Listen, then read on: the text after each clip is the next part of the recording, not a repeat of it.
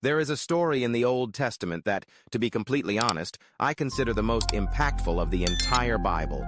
It may not be suitable for a younger audience, and before we continue with this video, it is important to highlight that the content may not be appropriate for all ages and could stir up painful memories. This story is recorded in the chapters 19 through 21 of the Book of Judges. While many are familiar with chapter 19, few dive into the entire narrative. However, I believe there are crucial lessons we can learn even from such a disturbing story. First, I'll share the events dramatically, and then I'll analyze the lessons we can extract. Join me in the Book of Judges, chapter 19. At that time, when Israel had no king, there was a Levite living in the mountainous region of Ephraim. He took for himself a concubine from Bethlehem in Judah. It's important to understand that this Levite lived in the northern part of Israel, while his concubine or wife lived in the south, in Bethlehem. The story continues telling us that the woman was unfaithful to the Levite and left him, returning to her father's house in Bethlehem, where she stayed for 4 months. The Levite, deciding to reconcile and restore their relationship, traveled from the mountains of Ephraim to Bethlehem. Upon arriving in Bethlehem, the woman's father greeted him with generous hospitality. For several days, the Levite tried to leave with his wife, but the father insisted that they stay another night.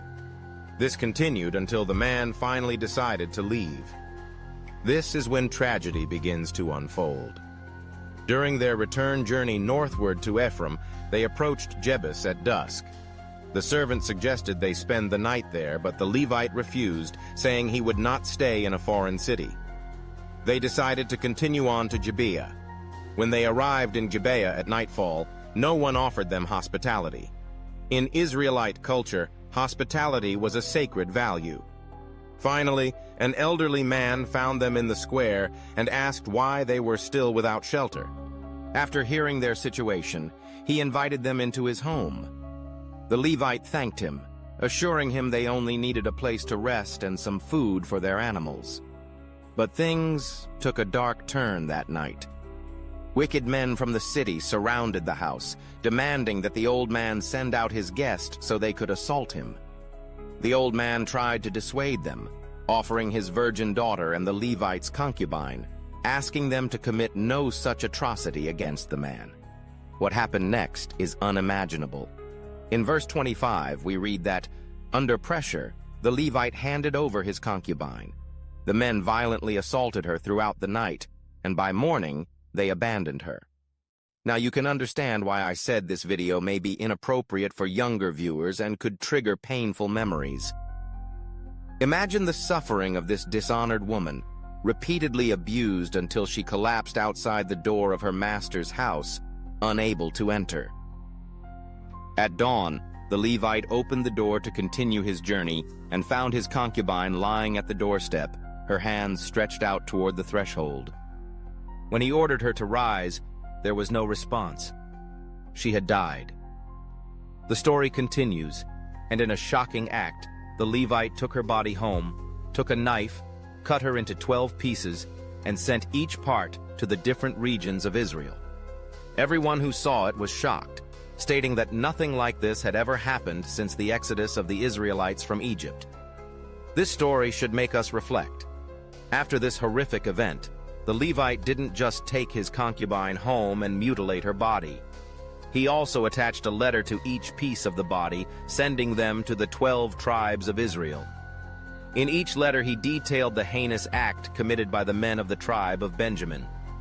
When the other tribes received and read about the woman's fate, they were horrified, claiming that such a dreadful event had never occurred in their history. This story continues in chapters 20 and 21 of Judges, and there's still much more to explore. Let's start extracting some lessons.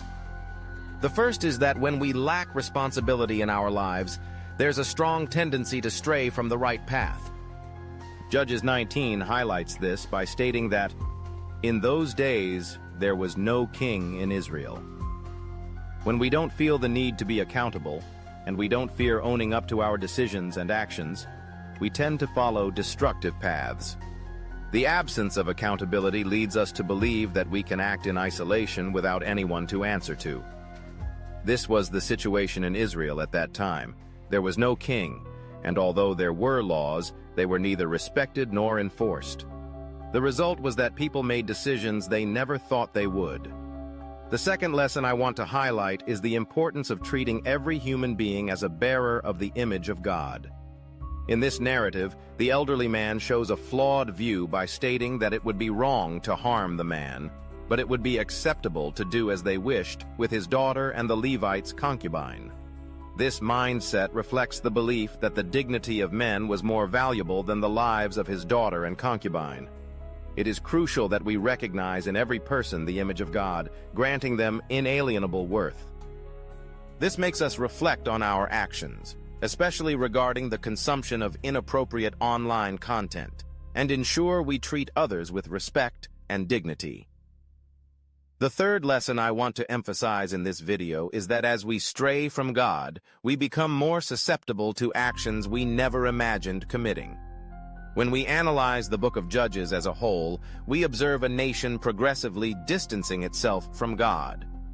Chapters 19 to 21 represent the peak of this detachment, showing how far the nation had gone. This narrative serves as a warning to all of us. If we do not maintain a close connection with God, we may find ourselves drifting and doing things we once thought unthinkable. Staying close to God is essential to avoid falling into temptations and sins that we would never consider at another point. Unfortunately, the story becomes even more complicated in chapter 20, when a civil war erupts between the 11 tribes of Israel and the tribe of Benjamin, triggered by the horrific act committed by the latter against one of their own Israelite brothers. I recommend you read chapters 20 and 21 in detail, but to summarize, a colossal battle results in the loss of thousands of lives on both sides. By the end of the war, only 600 men from the tribe of Benjamin remain. In chapter 21, the other 11 tribes begin to feel compassion for the tribe of Benjamin, concerned about their possible extinction, as the surviving 600 men have no women from their tribe to marry and continue their lineage. However, this compassion leads to a new problem, as they fear the disappearance of one of Israel's tribes. This situation brings us to the fourth lesson. Every wrong decision we make brings inevitable consequences. Despite the grave mistake made by the Benjaminites, the decision of the other tribes to fight and kill them led to consequences that were not anticipated. The Benjaminites also faced the repercussions of their destructive actions. Every decision, good or bad, comes with consequences that shape our future. Often, we are forced to deal with the repercussions of our past choices. This narrative shows us that while we can choose our actions, we cannot choose the consequences that come with them. The story goes on to show how the Israelites made another poor decision by allowing the Benjaminites to abduct women during a festival, justifying this act to avoid breaking a previous vow they made not to give their daughters to the men of Benjamin. This event illustrates how one wrong decision often leads to another, creating a sequence of unexpected and often disastrous consequences.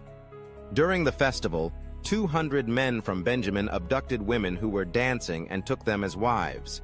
I recognize that this is a shocking story, and I've tried to summarize it briefly. However, the main point is that one bad decision often triggers another, and a series of wrong choices can negatively affect many lives. When we analyze this story, it's clear how many people were harmed by one wrong decision.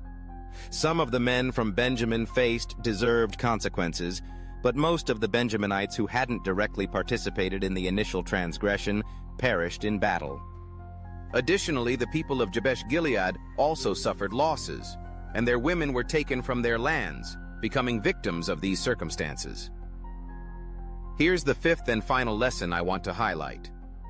God shows grace even in the midst of our most destructive decisions. The book of Judges concludes by telling us that despite their actions, the Benjaminites managed to rebuild their cities, settle in them, and receive a second chance. Each Israelite returned to his tribe and family, reclaiming his inheritance. The last verse of the book emphasizes a striking characteristic of that time. In those days, there was no king in Israel, Everyone did what was right in his own eyes. This phrase sums up the entire book of Judges, highlighting the lack of effective leadership and the consequences of everyone following their own path. So even in the face of destructive decisions, God extends his grace, allowing the tribe of Benjamin to rebuild. However, it's essential to understand that although grace exists, decisions still bring consequences, often unpredictable and uncontrollable. If there's one thing I want you to take from this video, it's that every choice we make has consequences, some of which we can't even foresee. Thanks for watching. If you found this video helpful, like, share, and subscribe to stay updated. Your support helps us grow. God bless, and see you in the next video.